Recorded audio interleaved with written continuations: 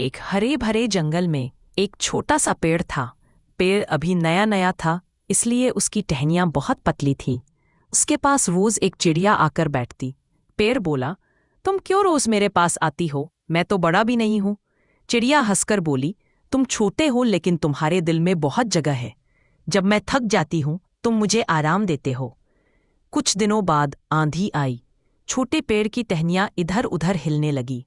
पेड़ डर गया और बोला, मैं गिर जाऊंगा। चिड़िया तुरंत बोली, चिंता मत करो, मैं तुम्हारी शाखाओं पर बैठकर गाना गाऊंगी। तुम्हें लगेगा कि कोई तुम्हारे साथ है। आंधी निकल गई और पेड़ बच गया।